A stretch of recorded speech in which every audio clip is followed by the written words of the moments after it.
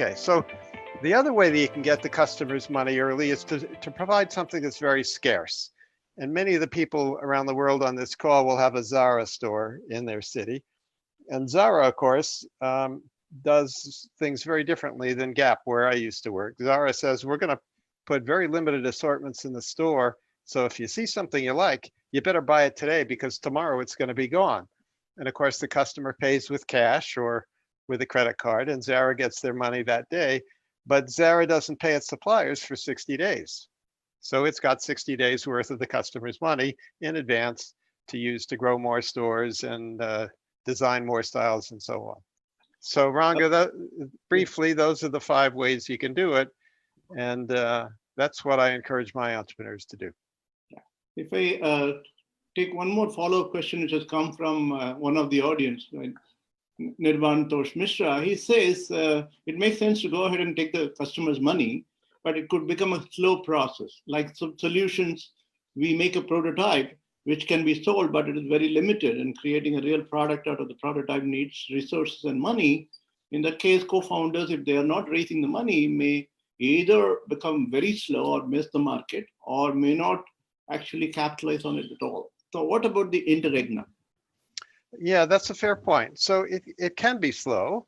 So Phil Knight, the founder of Nike, sold running shoes to elite distance runners on the West Coast in the US.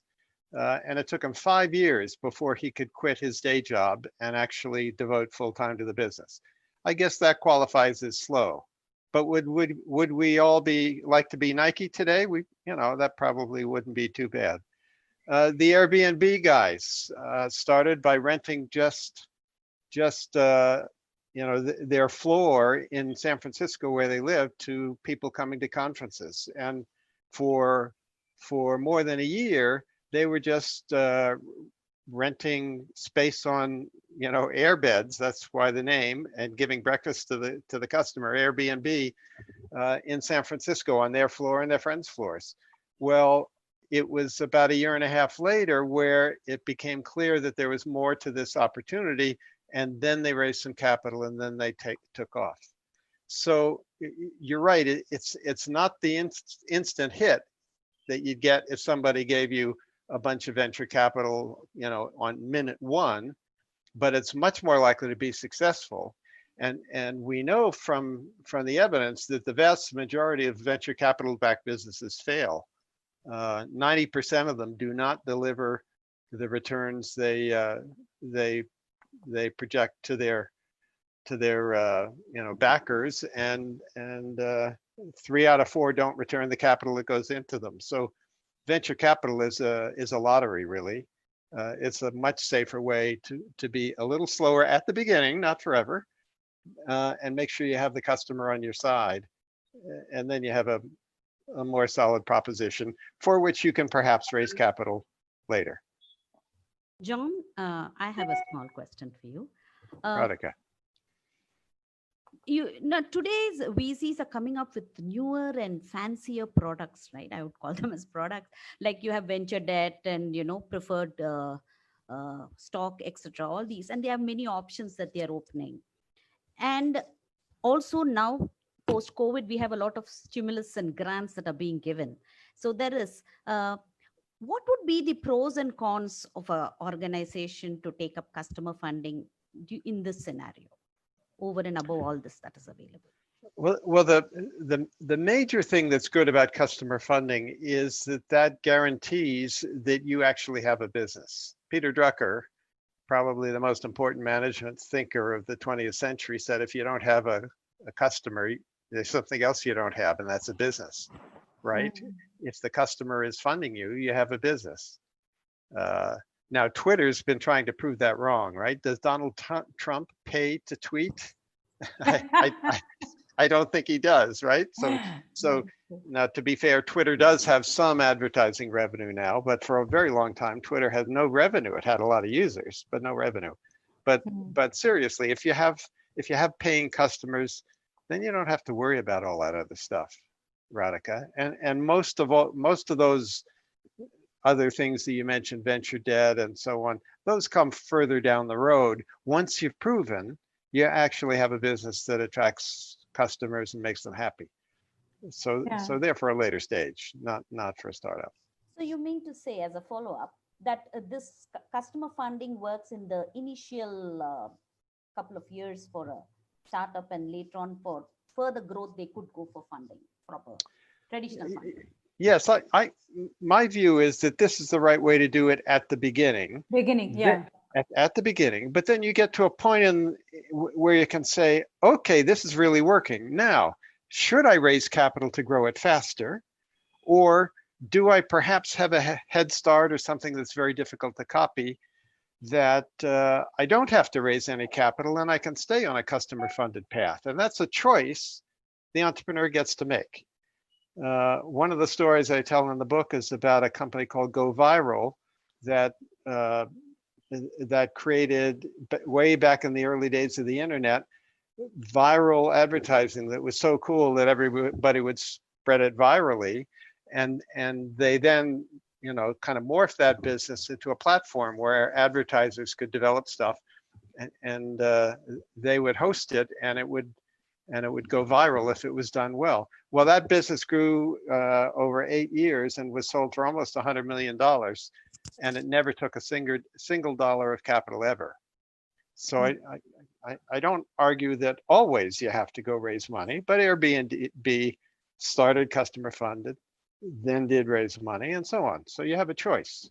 Yeah. But if the good thing is, if you have a business that's already got customer traction, you've got a queue of VCs lining up to give you money.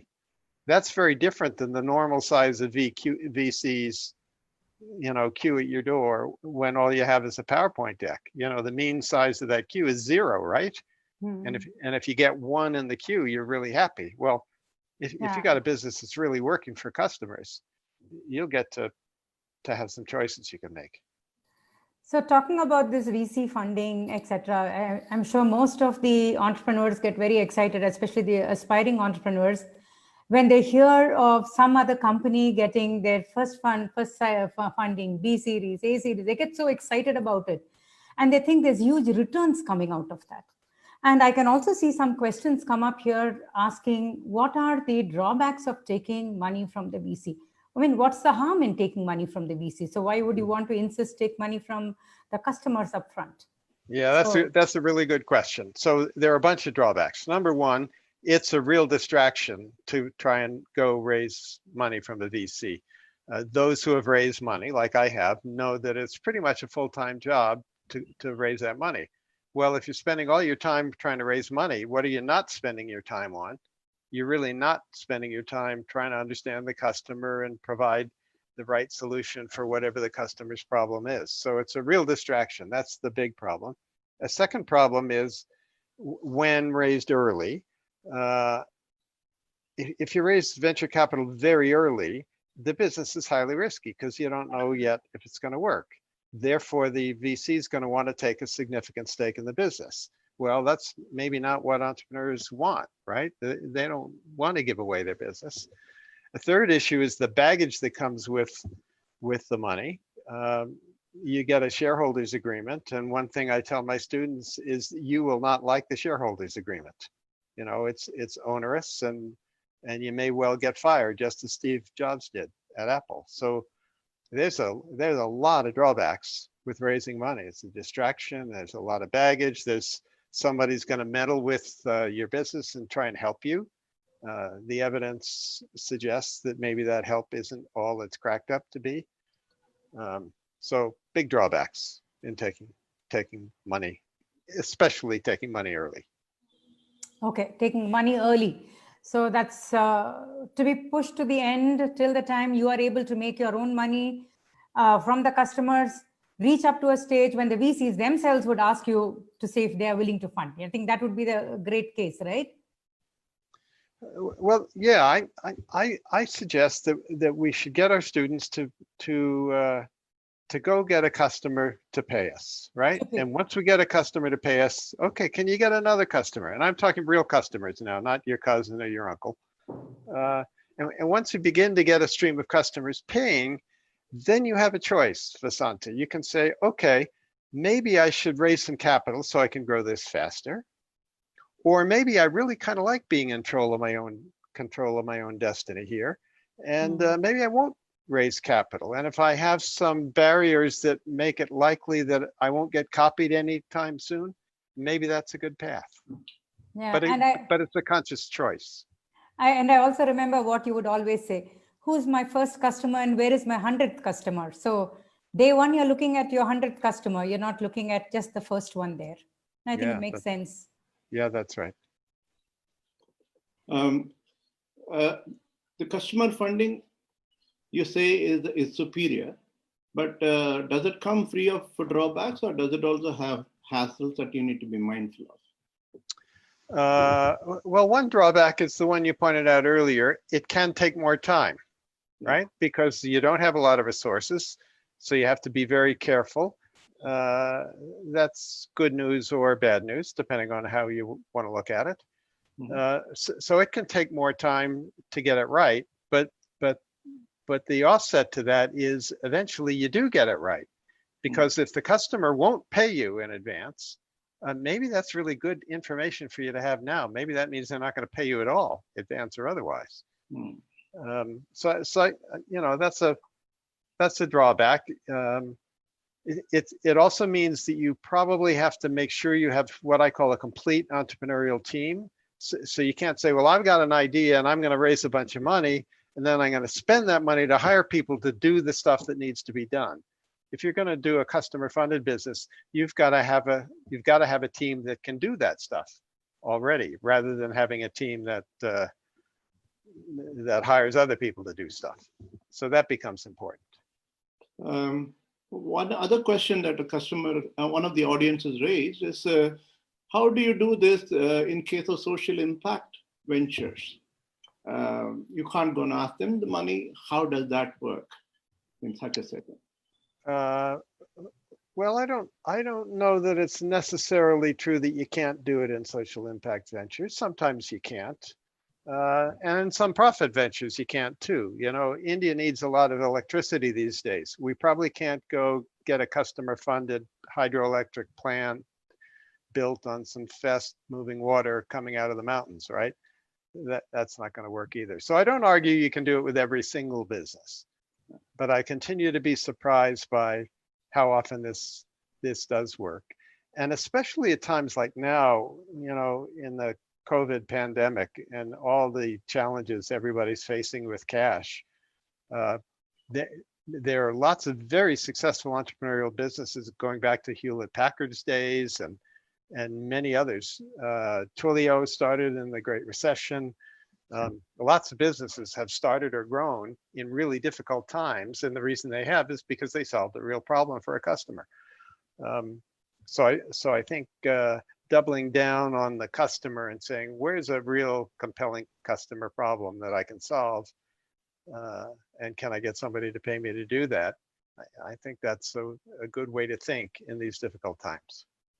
One more follow-up question is, do you see it working differently between B2B businesses and B2C businesses? No, actually, I find examples and talk about them in the book of both B2B and B2C businesses. I see examples selling goods, examples selling services. It works in all parts of the economy.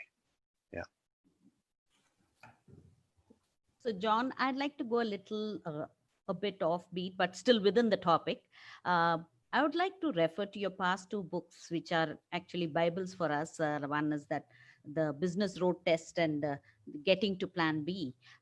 And based on those business models that you were talking about, could you profile one of any business model that would most suit a customer-funded business?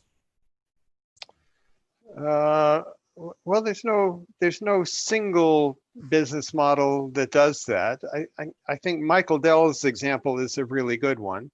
You know, there was a problem at the time that if you wanted to buy a PC, you didn't know anything about it, and so you went into a store run by some techie, and you couldn't understand what he said. So there was a real customer problem with customers thinking that yeah, you know, I probably should have a computer to do some things in my business, but boy, I have no idea what I want and, how I buy it. And there wasn't a good alternative where to get it.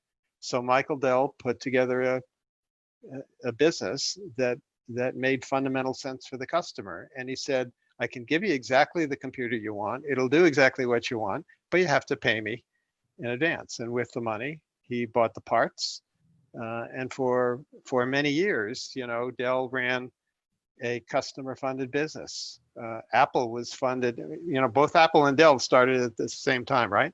Apple was venture funded, round after round after round, and Steve Jobs ended up with lots of money, of course. Michael Dell chose a different path. He never raised any significant capital, and he didn't get fired. Steve Jobs got fired. Now we'd all be happy to be Steve Jobs, right? So no problem there. But if you ask who kept a greater share of the value he created, Steve Jobs or Michael Dell, guess who wins? It's Michael Dell. Yeah. So And he stayed in control of his destiny. And that's important to so many entrepreneurs. So the profile that's emerging is more of a seller's market players or volume-based players, or do you think the hyper-competitive buyer's market players also would stand to win with customer funded? Well, at the end of the day, you have to solve a customer problem. So remember a few years ago when Uber was relatively new, everybody said, "Oh, I'm going to do it. I'm going to be the Uber of this or the Uber of that." Well, most of those businesses didn't work out because there wasn't really a customer problem on both sides of the dyad. So one of the things I tell my students when they want to build some kind of matchmaker business or a marketplace business, as they're often called, is you've got to have a problem on both sides. The seller's got to have a real problem and the buyer's got a real problem. If you don't have a problem on both sides, then you're going to spend too much money trying to attract people to that side of the equation, and the economics aren't going to work, and it's going to fail. So you have to tell us about the other two books to the audience also here. Well, I think some of the people here probably know these books. The New Business Road Test is my first. It was most recently revised in 2017. And it articulates a process by which you can assess the feasibility of an opportunity you want to pursue before you get too far down the road. And that turns out to be a useful thing to do. Getting to Plan B sort of unpacks this whole idea that Radhika just raised a question about business models and how to think about business models in a constructive way. So that you can get a pretty good sense of whether the economics are likely to work before you go to all the trouble of writing a business plan full of cells with unproven assumptions. And it also articulates a process to get there that Randy Commissar and I put together that sort of, you start by looking for analogs, people who've done something like you've done before, as Apple did when it converted its failing PC business into a music business. It saw that Sony had sold 300 million Walkmans. Okay, so there's a apparent demand for a portable music device that's a good one. And so there's a process by which you can look at analogs, you can look at anti-logs, people who've done it badly, and you say, I'm not going to do it that way. But then you identify some leaps of faith, the things that have to be true if you're going to have a business, and then you find a way to test that leap of faith in a very quick and inexpensive way, and that allows you to get pretty quickly to a place where you have some customer data, and if you need to, you can pivot. Yeah. There's also a really good book that's not my book, a recent one I've read that many of you might find useful. It's a book called The Right It, and it's a book by one of the Google innovation guys, and he talks about the process by which you can make sure the product or service you're going to offer is actually the right product for the customer. Now that's only one piece of having a successful business, but boy, it's a really important piece. And if you haven't seen that book, it's worth taking a look at. I see another set of questions coming up, John. This is Yeah, about let's look at some of those. crowdfunding. So Yep. they wanted to know whether that's a good way to go. There are about a few questions related to that. Yeah, in fact, when I started doing the research to get started on the customer funded business, and I told people what I was working on, they'd say, "Oh, you're working on a book on crowdfunding." Well, crowdfunding is a pay in advance model, right? You get people to pay you upfront before there's a product. But there are some drawbacks to crowdfunding. Number one, the biggest one is you have to bring your own crowd. Most people don't realize that. The way crowdfunding works is the way it works successfully is you get a bunch of people already committed, and then when your offer goes live, you tell your uncle to fund it on Monday, and your cousin does it on Tuesday, and your Aunt Sally does it on Wednesday, and pretty soon you create momentum, and then the rest of the crowd joins the party. That's how you get it done. But to do that, you gotta find that crowd. You probably have to build a prototype. These days, you have to have a really slick video or something to make it cool. That's a lot of work. It's not a bad way to go, but maybe some of that work would more fruitfully have been invested in just getting to understand the customer and finding out what their needs really are and how you can solve them. That's my take on crowdfunding. Not a bad idea, but it's got its limitations. What else do we have from the audience? Yeah, one more question from the audience is when you have competition, and competition has taken the money from the VC, and they're going the route of customer acquisition by throwing that money. And while you are on the philosophy of taking your customers' money to do it, how do you handle that kind of a situation? Would you be fatally knocked there? Yeah, so it's a really good question. I tell my students, that you've got to be better, you got to be faster, or you got to be cheaper than other people who are addressing the same customer problem. If you're just a Me Too player, you shouldn't be pursuing that business at all. Go pursue something where you can be differentiated. But sometimes you find yourself in that situation, and the solution, you can try and raise money and compete with those VC dollars, but that's very difficult.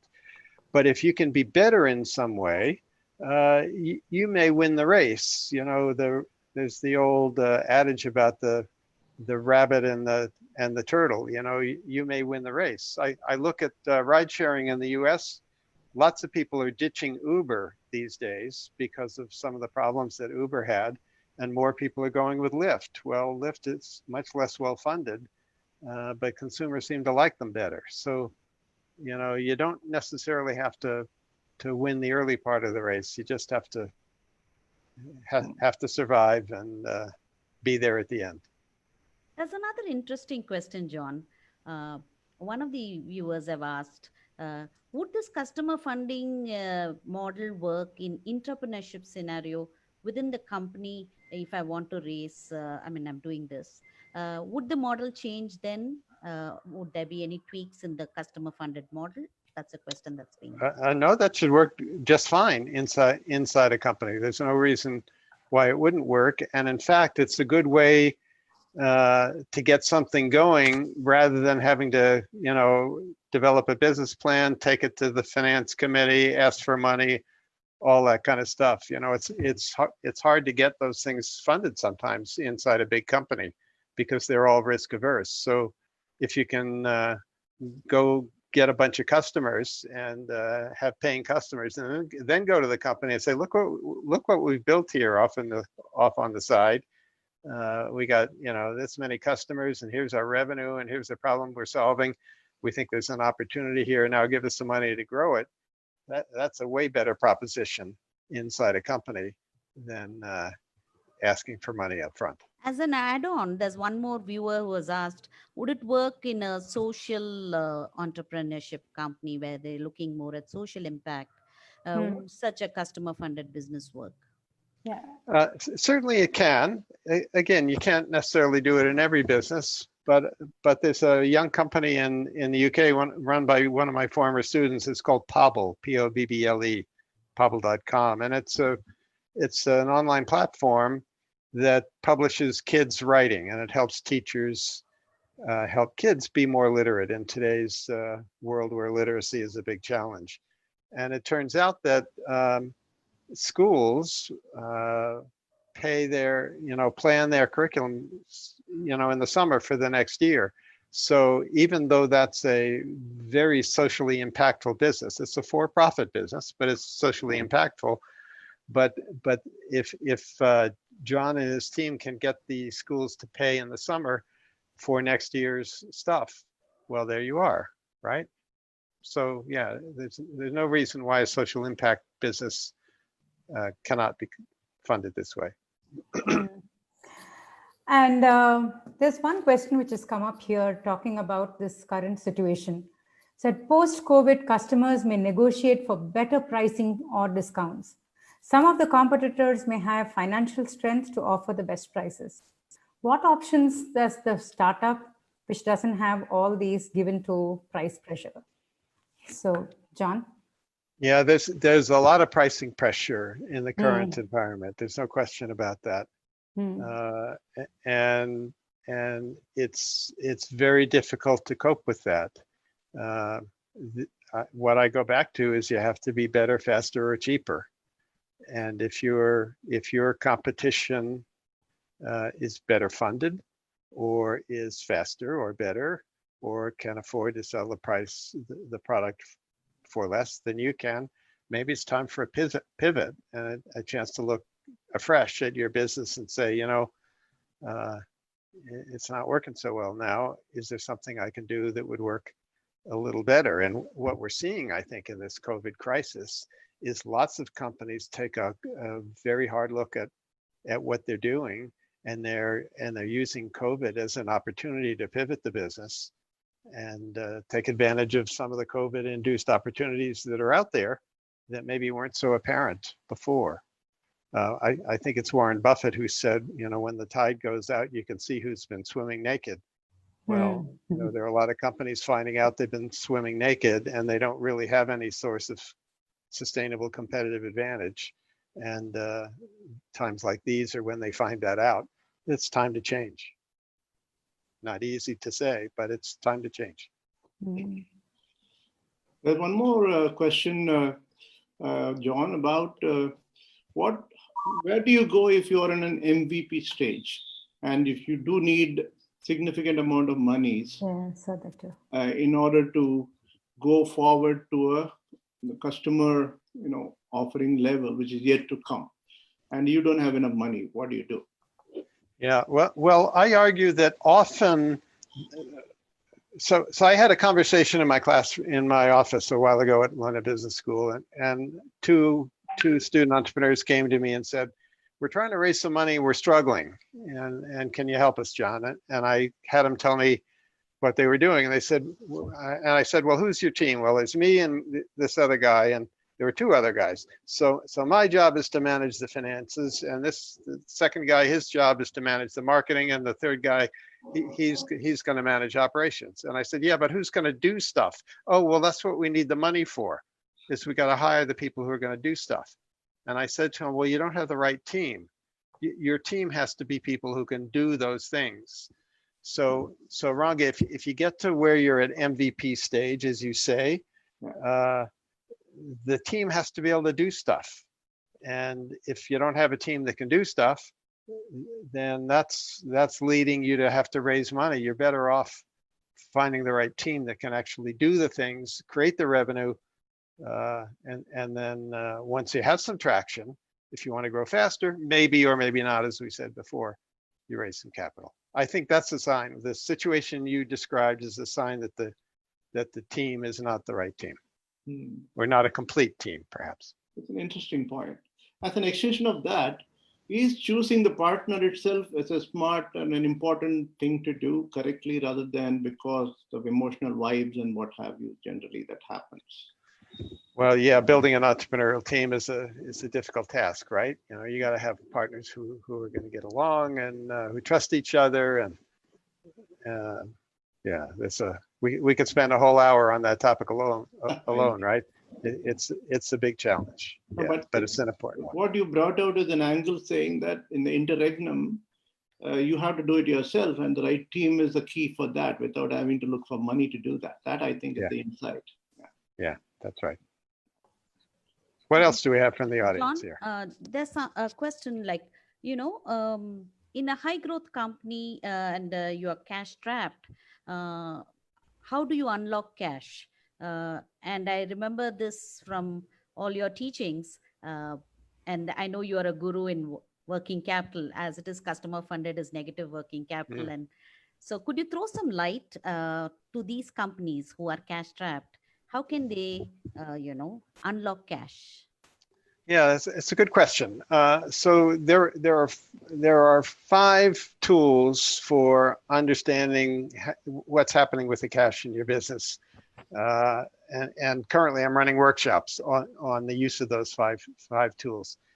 They are first, a source and uses of funds statement that tells you where the cash is coming from in your business and where it's going to. Second, it's a line-by-line analysis of the P&L to determine what the trends are in the P&L, what costs are becoming more or less efficient, are your margins getting higher and lower, and so on.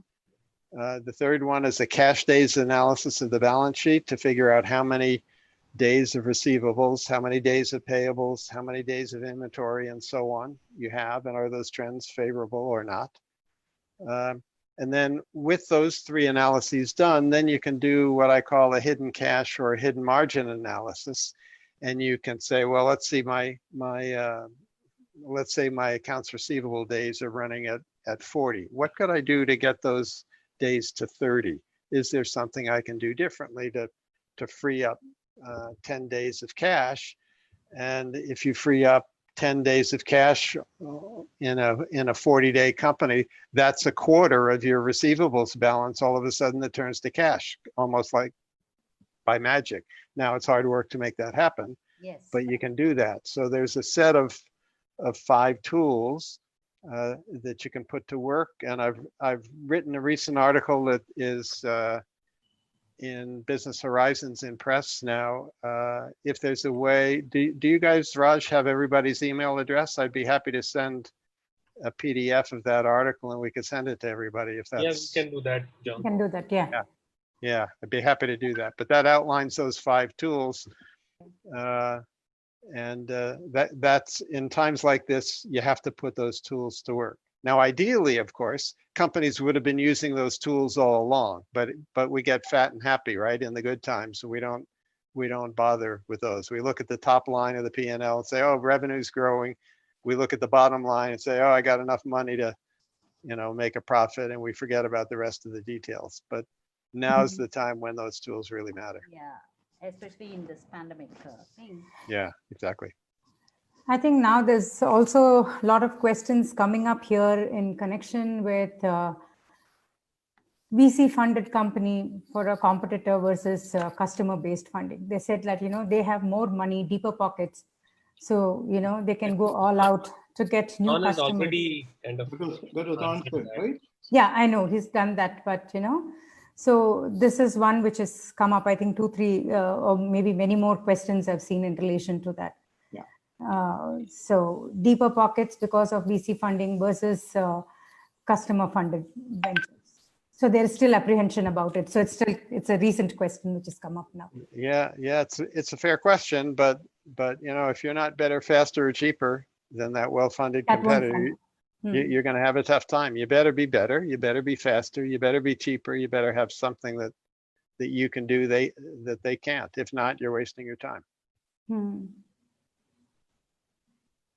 John, we have a lot of, entrepreneurship faculties also on this chat up over here. So, one question that, one topic that was always close to your heart was about mentoring. Okay, so what is it that you would really give as an advice to, faculties today, to how do they evolve themselves as mentors for their students? How does that model work? What is the long term? See, today we have a problem. We have, kind of made entrepreneurship into a course in one semester in our, institutes. And we just teach that course and, then it's goodbye. There are a lot of students who linger around and want to know more about it, or actually want to start up campus companies. But so as entrepreneur faculties, what would you advise them? How do they chart their future to become a better mentor along with what they're doing? Well, the way I do it for myself, I mean, I'm in that position too, right? I teach courses, and students often come up with an idea in my course, and they get to work on it, and often they want to touch base with me from time to time to get my advice on one thing or another. And I find those conversations richly rewarding. It keeps me current. It helps me understand how the real world is working, because after all the real lessons that we faculty learn, we learn in the real world. We don't learn them in books. So I just stay in touch with my students, and I'm happy to have conversations. And on rare occasion, I'll invest in a venture that is proving it has some customer traction. And so then the mentorship becomes a little closer. Maybe I become a non-exec director. So on occasion that happens, but more commonly, I just say, please keep me posted on how you're doing. I'm happy to hear how you go. And, maybe some of those businesses become a case study for my class, for example. There are lots of benefits to us as faculty in learning from doing those things. So I think we're wise to not just close the door when the course is over, but in fact to stay in touch with our motivated students and help them along when they need some help. And for no fees. Yeah, we shouldn't be asking for money or equity or any of those things. So are there any other questions that the panel has for John? Yeah, that's a very interesting question one of the participants have asked. And is that, if the government is my only customer, how do I get money? Well, I hope it's not the Italian government that's your customer. No, but government all over the world, John. Yeah. Well, historically, governments have been slow pay but sure pay. Now, we had a period of time in Europe where the sure pay was in question. But generally speaking, governments will pay, but they may not pay you very quickly. But if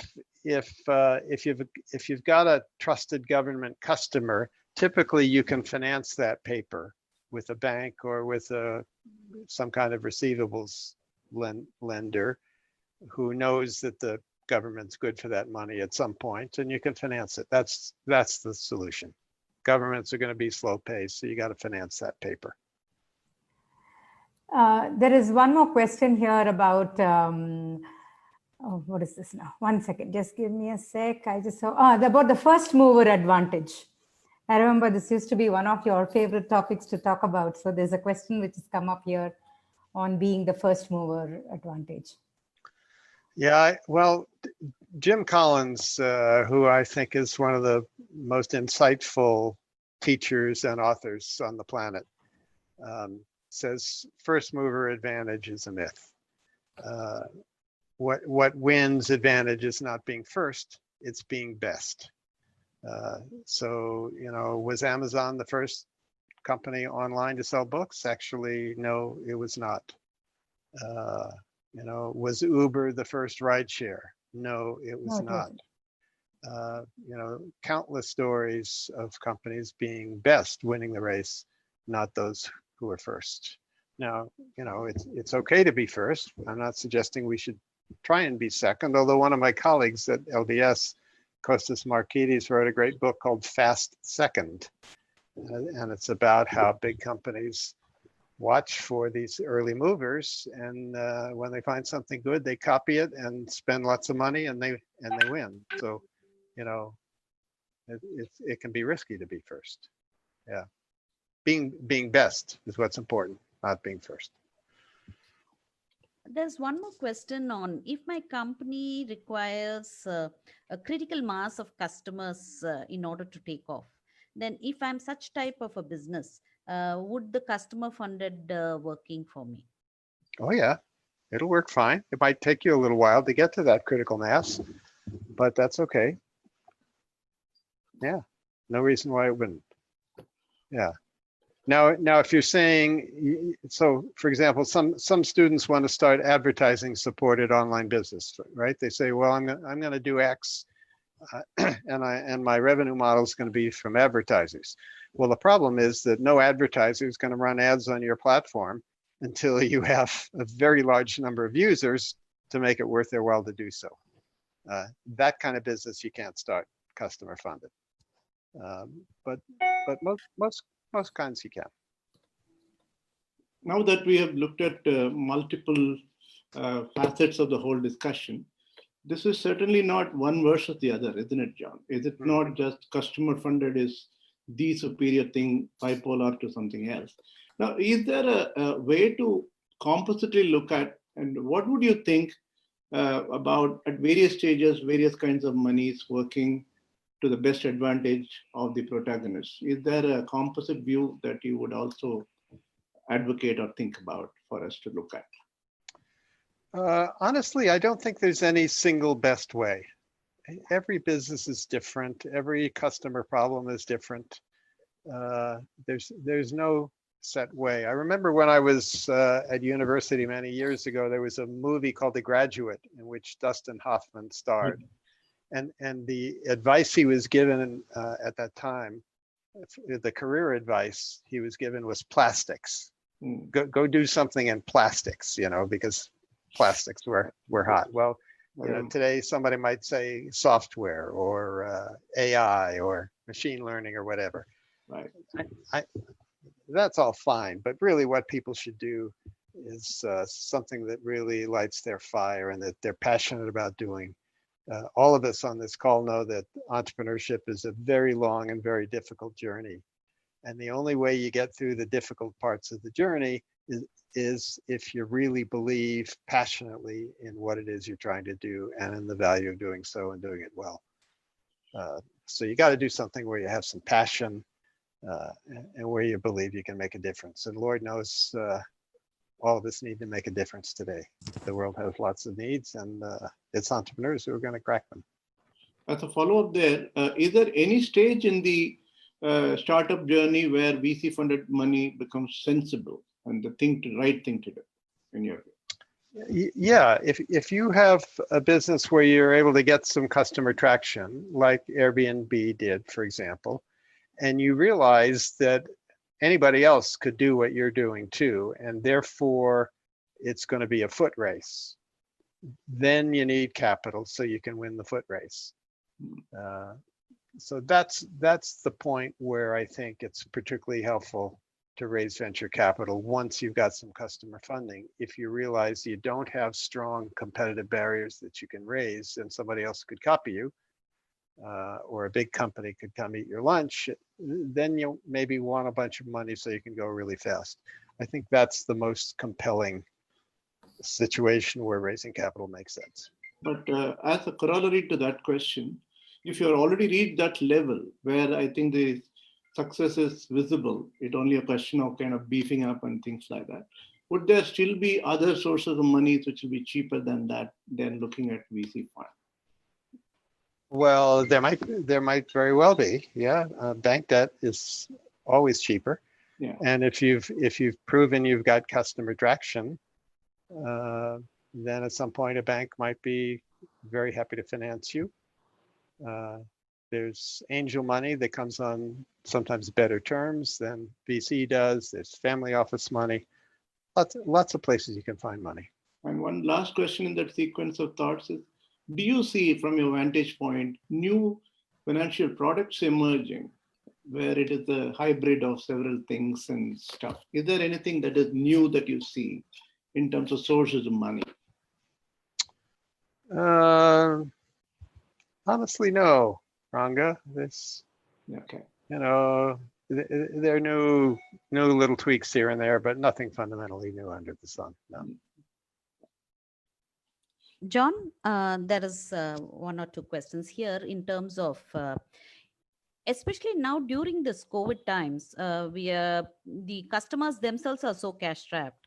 So can you suggest one or two tactics by which we can, as a startup, attract the customers to put their money out for us? Well, I guess what I would say, Radhika, is not all customers are cash strapped. Some customers are cash strapped. Yeah. So what you have to do in times like these, if you're trying to get customer money, is really understand customers well enough so you know which customers have money or have a problem that's big enough that you're solving, that they'll divert money from somewhere else in order to solve their problem. So I don't believe it's ever the case that all the customers are cash strapped and nobody will pay. There will be customers that you can find, if you understand them well enough, that you can give them a reason to pay you. Thank you all. I think we are almost reaching the end of the time that John was kind enough to allocate for us. Thank you, John. One last question from me, and rather on behalf of everyone, all of us, you're big fans in India. So what is next with John? You know, when do we see a new book, or when do we see John in India back again with some new cases? So I mean, use your crystal ball now to, you know, tell us what the future looks like to you. I mean, especially with respect to India and all. Yeah, I'm sure we have many people on this call from India. I'm working with a company in India to put together, or hoping to put together, some workshops to use these cash tools for entrepreneurs. So I hope that's going to happen. That'll be virtual. Hopefully that'll happen pretty quickly here, but we'll see. So you might keep an eye out for that. And if that gets going, Raj, I can tell you about that, and you can share the news. Sure. With the people on this call. I'm book-wise, I'm in the very early stages of writing a book on entrepreneurial mindsets and the ways entrepreneurs differ from successful big business people. But that book's probably at least a couple of years away before it's going to see the light of day. Okay. But it'll keep me out of trouble for a while. So thank you all. Thank you, the lovely audience. We had, I think, more than 400 people logged in late in the evening in India. We had an excellent panel. Thank you, Dr. Anga, Dr. Vasanthi, Dr. Radhika. You really kept John, you know, talking, and there was not even a single moment not a breath I think John could take. Okay. I also take this opportunity to thank Dr. Sheenu Jain. She has been kind enough to, you know, host this entire webinar on our infrastructure. She and her team have been, you know, working tirelessly to get this thing done. We had over 1,300 registrations, John, for the program. And I'm sure there would be a lot of people watching this on FB Live also. So overall, it was a wonderful experience. Professor Latika Dhuria is also here. She did an excellent job of, you know, designing the poster, and that poster went viral absolutely on Facebooks and Instagrams everywhere. So thank you, Professor Latika. And thank you, the wonderful audience over here, for being here. We look forward to having more such interaction. John, if as and when you are, you know, you have some time that you can spare for all of us, we'd love to have you back. Well, it's been really fun, Raj. Thank you for suggesting it. Thank you to the panel for capturing so much coming in from the audience and asking great questions. And thanks to these 400 some people for joining us for an hour. I hope you got some value out of it. I will send the article I mentioned to Raj, and perhaps you'll find that useful in working with your students and maybe your clients on how to unlock some cash in this difficult time. Thank you. Thanks, John. Thank you, everyone. Thanks, John. Thanks all. Bye-bye. Bye.